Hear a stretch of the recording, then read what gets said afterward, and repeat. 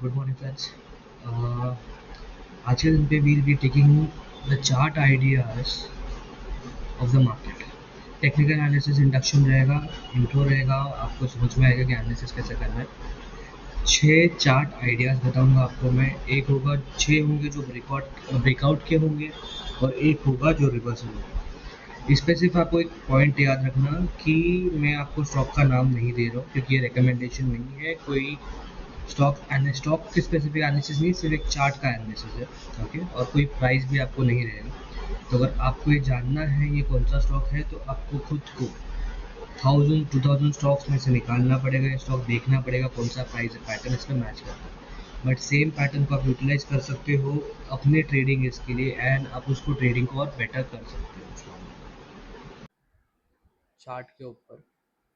ठीक है, first stock से हम लोग स्टार्ट करते हैं A1।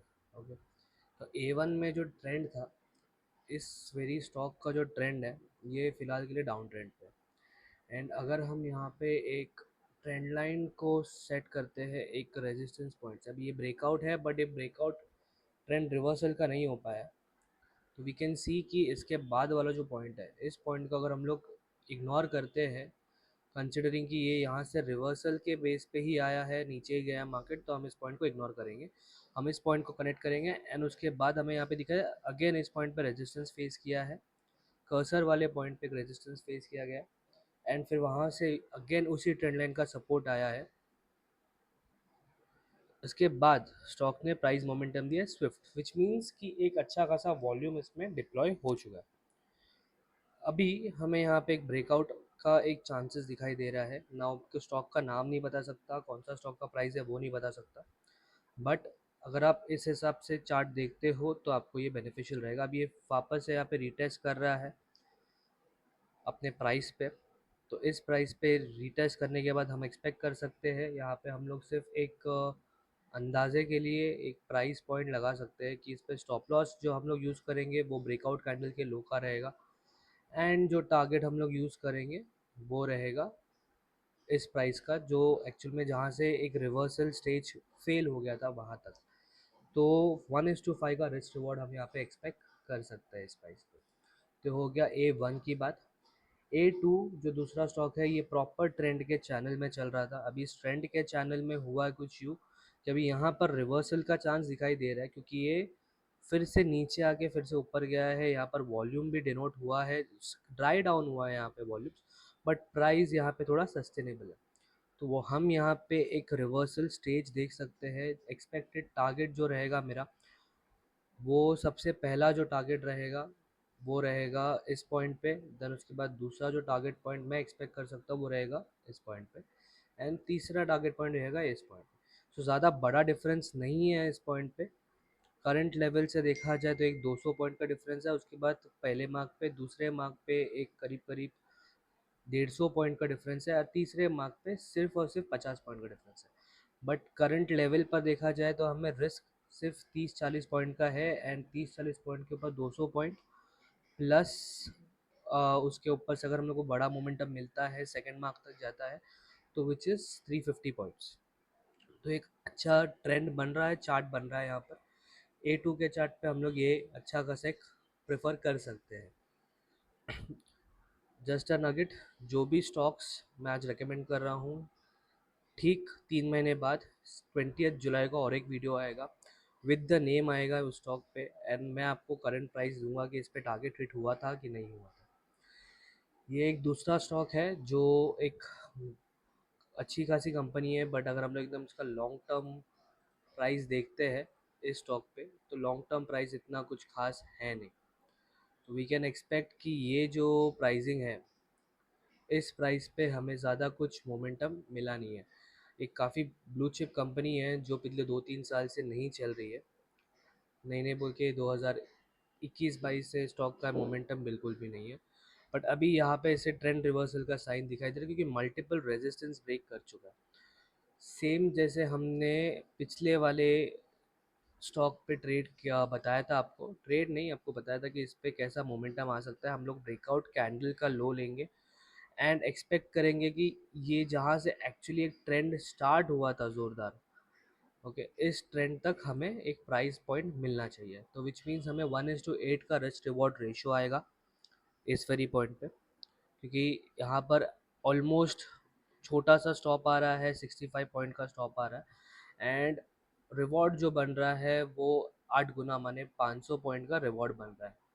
तो अगर आप आधा परसेंट कोई लगाता है तो 4% कमा सकता है, लेकिन इस पे कैसा है, मोमेंटम के लिए वेट करना पड़ेगा। ऐसे 10 स्टॉक भी अगर आप बाई कर लेते हो और आपको 10 में से 6 स्टॉक भी मिल जाते हैं जब आप 4% कमा रहे हो, एंड 3 महीने के अंदर आपको ये मोमेंटम मिलता है, 3 या 6 महीने के अंदर, तो which means you are making equivalent to almost 20% के आसपास। तो स्टैटिस्टिकली ये काफ़ी सूटेबल है हमारे लिए। नेक्स्ट स्टॉक पे जाते हैं, A5। दूसरा एक ब्रेकआउट रिजेक्शन स्टॉक है ये। इसने एक पहले ब्रेकआउट किया था, तभी कप एंड हैंडल बनाया था, बट फेल हो गया था। फिर उसके बाद दूसरी बार फिर से ट्राई किया है, एंड इस बार उसने सस्टेन किया है, वेरी नेक्स्ट डे पे लो डाउन नहीं किया।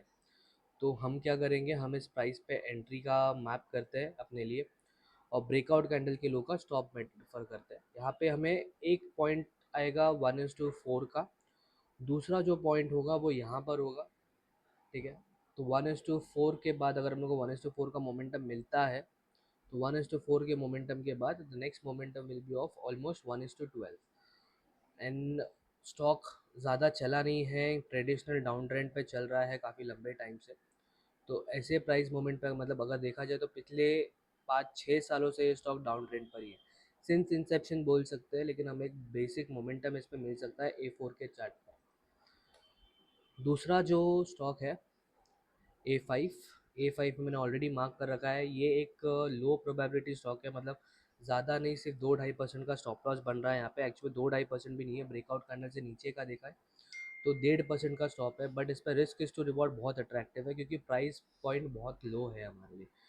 अगर हमें यहाँ पे 100 पॉइंट का भी मोमेंटम मिलता है, 100 पॉइंट के मोमेंटम पे भी वी कैन एक्सपेक्ट 1:12, और इस पे अगर 100 के बजाय हमें एक थोड़ा और एक प्राइस पॉइंट मिलता है, थोड़ा और हम लोग इस पे वेट करते हैं, पकड़ लीजिए साल 2 साल भी वेट कर लेते हैं, तो ज़्यादा प्राइस पॉइंट मोमेंटम तो नहीं है, बट 30-40% का ऑलमोस्ट अपसाइड रहेगा एंड करंट प्राइस से।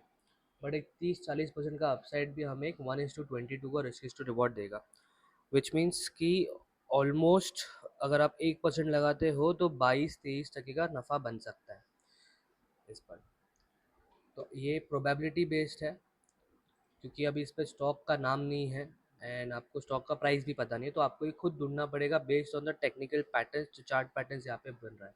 अगर आप इस चीज़ को ढूंढने में सक्सेसफुल हो जाते हो तो आप इसको स्टॉक को ट्रेड ले सकते हो। दूसरा चीज़ है ये, जैसे मैंने आपको बताया कि मैं आपको 5-6 स्टॉक्स ऐसे दिखाऊंगा, 5 स्टॉक ऐसे दिखाऊंगा जो रहेंगे ब्रेकआउट, और एक ऐसा होगा जो रिवर्सल होगा।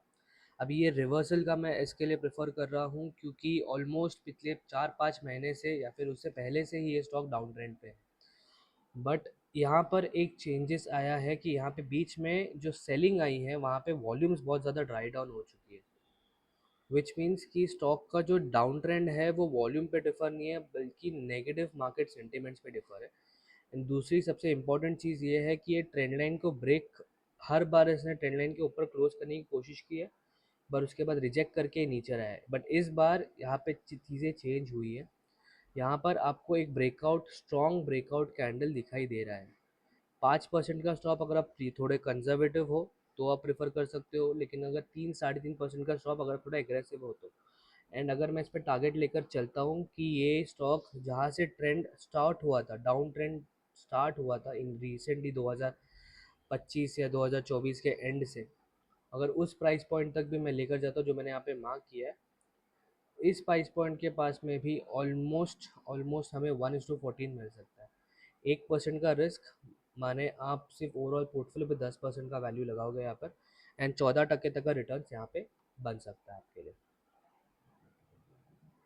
स्टैटिस्टिक्स के हिसाब से इफ अगर आपको जो ओवरऑल लॉसेस है, 3 स्टॉक में, आप 6 स्टॉक में से 3 स्टॉक लॉस करते हो एंड 3 स्टॉक में प्रॉफिट कमाते हो, सपोज एग्जाम्पल के तौर पे आप हर एक स्टॉक में सिर्फ 1.5% का लॉस करते हो, ठीक है, सिर्फ 1.5% का, एंड 1.5% मल्टीप्लाइड बाई 3 माने आप 5% का लॉस करते हो ब्रोकरेज को मिलाकर, एंड एवरेज में अगर आपको 5% का प्रॉफिट मिलता है एवरेज में, 3 स्टॉक में बचे हुए 3 स्टॉक में, विच मीन्स आप 15% का प्रॉफिट बनाते हो। अगर मतलब है कि आप निफ्टी को 10 एवरेज में आप 10% का बना रहे हो, बट अगर कोई ऐसा स्टॉक होता है जो पकड़ लीजिए 10% माने 1:10 का दे रहा है आपको रिस्क, एंड एक स्टॉक होता है तो 1:15 का दे रहा है, ये पूरे साल भर की बात कर रहा हूँ मैं, 1:15 का दे रहा है।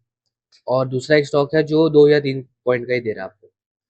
तो एवरेज में देखा जाए तो आप 7%, एक स्टॉक के पीछे 3 के पीछे 7 का पैसा बनाओगे, विच मीन्स आप 21 का बनाओगे। यहाँ पर आप निफ्टी को इजीली बीट कर रहे हो। बट अगर ऐसा हो गया कि स्टॉक ने आपको 10 पॉइंट का दिया है, अभी हम लोगों ने 6 स्टॉक देखा है, 6 स्टॉक में से सारे के सारे स्टॉक तो लॉसेज होंगे नहीं, एंड लॉस होगा तो आपको रिवर्स में वापस से बनेगा, तो विच मीन्स आप यहाँ पे 30 बनाओगे।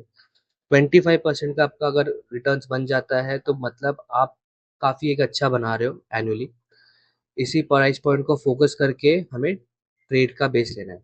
अगर ये कंटेंट आपको वैल्यूएबल लगा है तो फ्रेंड्स के साथ में शेयर कीजिए। स्पेशली उन लोगों के साथ में शेयर करना ज़रूरी है जो यूट्यूब पे देख के खुद से ट्रेडिंग वगैरह करने की कोशिश करते हैं। जो एक सस्टेनेबल ट्रेडर है उनको इसकी ज़रूरत नहीं पड़ेगी, बट जो कंफ्यूज ट्रेडर है उनको काफ़ी ज़रूरत पड़ेगी, उनके साथ में ज़रूर शेयर कीजिएगा। Thank you, thanks a lot for watching.